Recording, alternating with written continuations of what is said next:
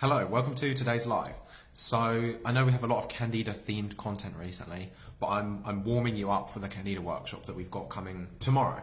So in the process of doing this, I've been asking everybody all the questions that they have about Candida, and there's a few common questions that I get consistently over and over again.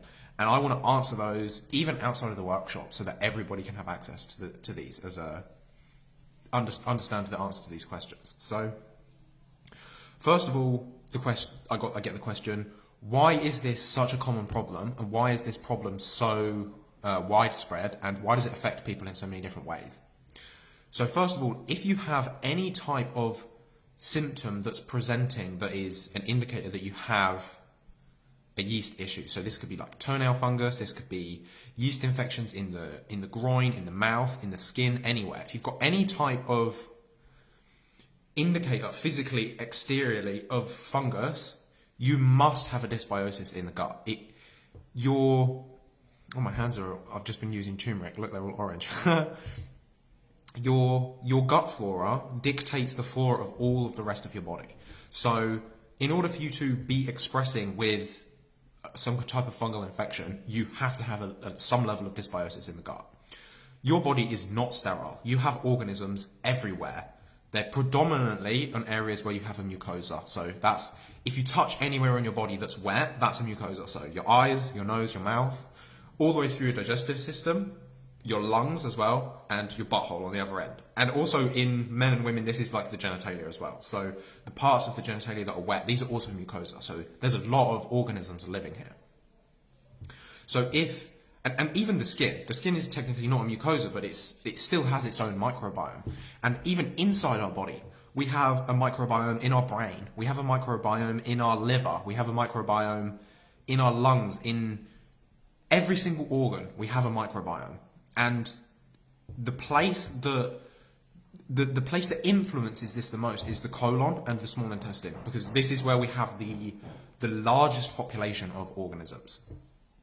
So if you're expressing with fungal type symptoms anywhere in the body, that is a key indicator that you have dysbiosis occurring in the colon and in the small intestine, because that is like the storehouse of bacteria. That's where the majority of your organisms live. So if you have an imbalance there, that's going to be expressed through issues elsewhere.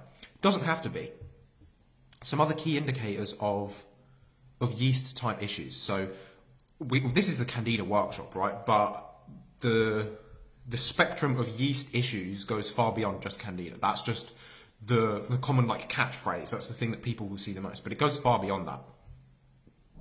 So the most common symptoms of yeast issues are, one that's very common is gas. So if you get belching or pass a lot of wind, that is a very common symptom of yeast dysbiosis, because they produce a lot of gas in their life cycle. So think about the way that we would naturally create fizziness in our foods. So things like beer.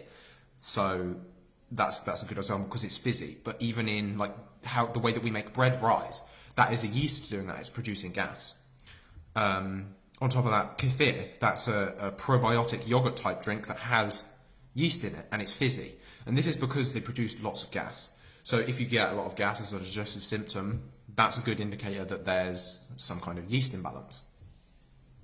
Very common if you've had an exposure to mold, because mycotoxins are antibiotic in nature. So this is going to kill bacteria in your gut, but not yeast. So yeast have an advantage to grow. So we just said that these mycotoxins are antibiotics. So if you've had exposures to lots of antibiotics in your life, this is the number one reason that Candida is sort of like an epidemic at the minute. It's like the reason is antibiotics have been overprescribed for basically everything. I mean, even providing some doctors giving antibiotics for like a cold, a virus-based cold. Doesn't make any sense. The antibiotic doesn't actually affect the virus at all.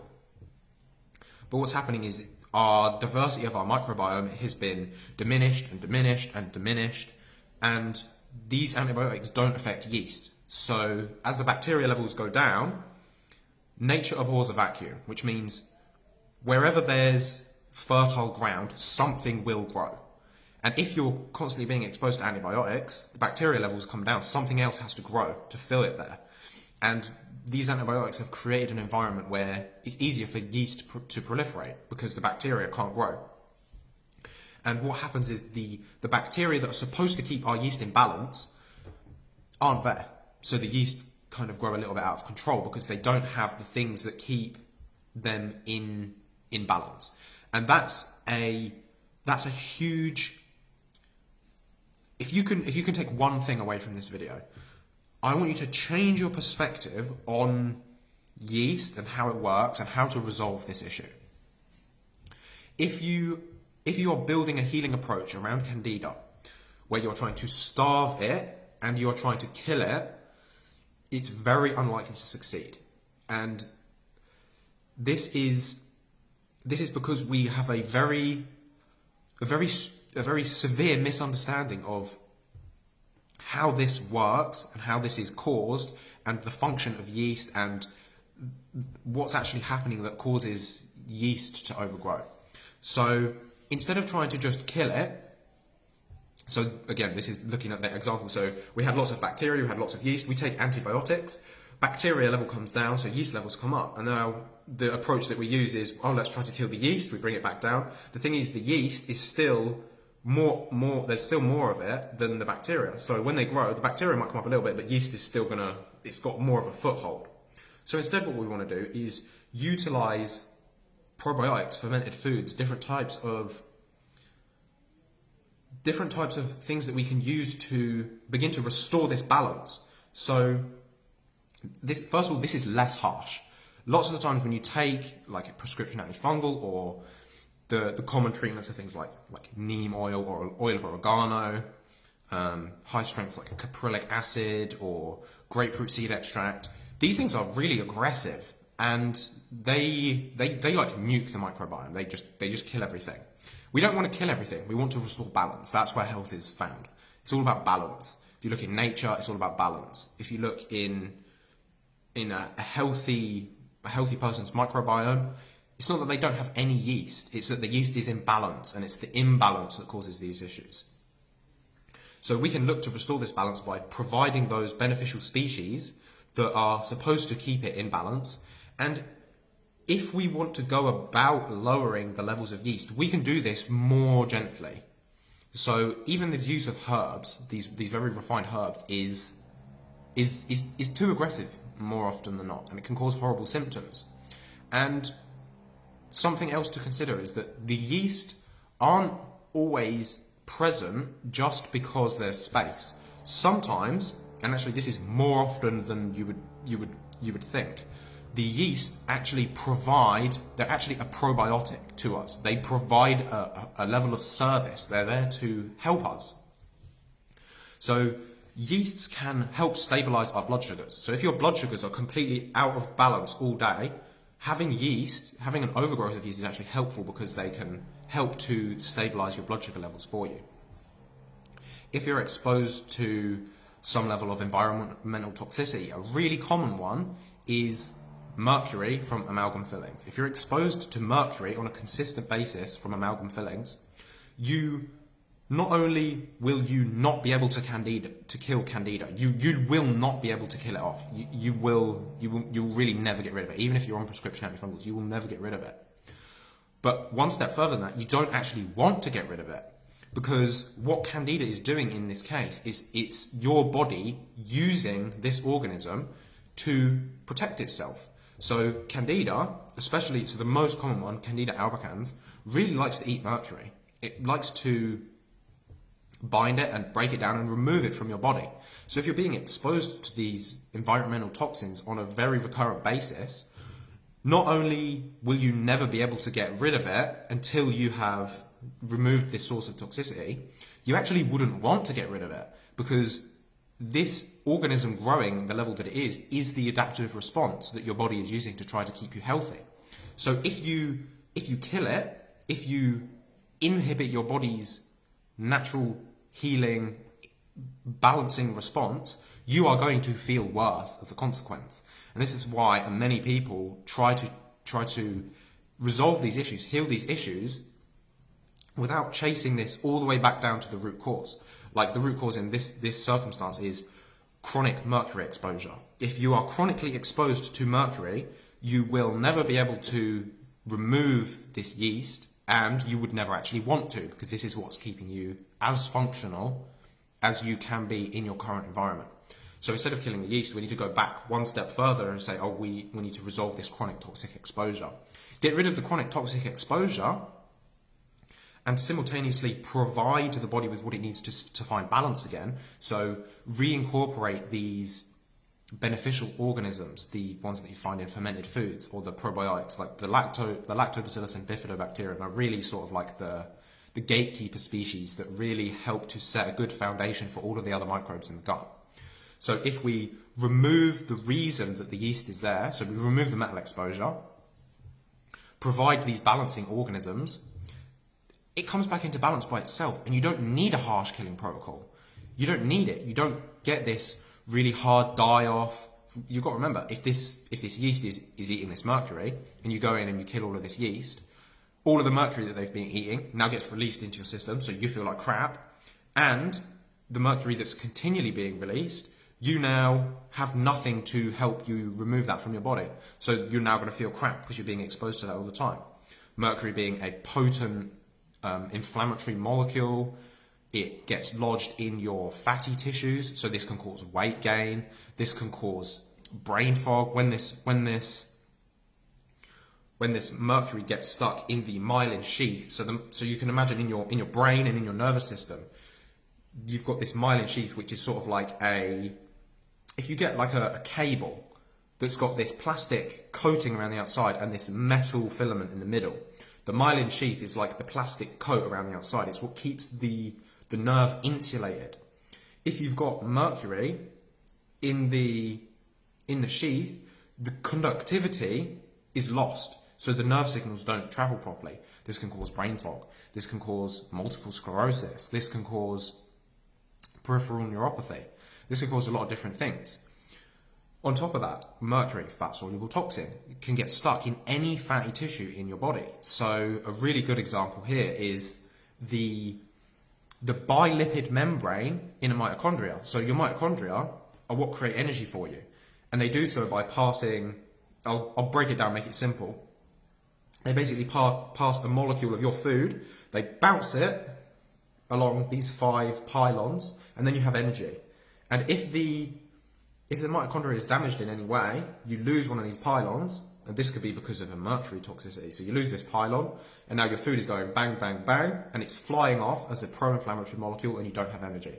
Welcome to chronic fatigue syndrome. So you wouldn't want to inhibit your body's adaptive response at removing this toxicity from your body. And by doing so, you will probably feel worse as a result. This is why I advocate for a more gentle, more holistic, root cause focused approach to resolving Candida issues.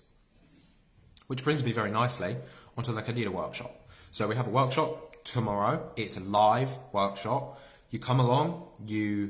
I'm presenting it. I'm structuring it in 3 parts. Root cause of Candida, how to figure out what's actually happening, why you have Candida issues. Once we've figured out why you have Candida issues, we're going to talk about what we can do to resolve that root cause. And then if after we've resolved that root cause, Candida, we need to actually kill it, and that is something we actually need to do, we're going to talk about the gentle ways to do this without disrupting your whole microbiome, without giving you horrible die-off reactions, without making you feel absolutely crap. So I'm structuring it as a 3-part workshop. It's like imagine it like a university lecture. If at any point during the workshop you have a question, you just raise your hand and I'll say, yeah, like, what's up? Give me your question. And this way, like, I get this. I understand this topic very in depth. But it's not just about me knowing it. It's about me understanding where the gaps in your information are so I can fill in those gaps. Because, I mean, if you're interested in this workshop, you have probably read so much different conflicting information about Candida. It's not that you need more information. It's that you need a transformation to be facilitated. You need to figure out how to connect all of these dots of different information that you already have into a cohesive plan that's actually going to get you the results that you want. And that's why it's so important that I've included this where you can ask me questions as we go. So you can make sure that you know how to implement the information that you're learning, and you're not just hung up with more information that you don't actually know what to do with or how to implement it into your life. We are going to literally cover every single base. You're going to be left from this workshop with absolutely no doubt on how to move forward with resolving this issue. We're going to talk about diet. We're going to talk about lifestyle factors. We're going to talk about supplements. We're going to talk about everything. It's like an A to Z, completely comprehensive workshop. So you will have absolutely no doubt about what you need to do moving forward to resolve this issue. And I can say that with confidence because you can ask me questions all the way through. So if there's ever a point where you're like, well, that's really cool, William, I get that, but how do I actually use this information in my life? You ask me, and I say, well, this is what we do. This is what it would actually look like. So if you want more information about the workshop, please leave me a little mushroom emoji below in the comments.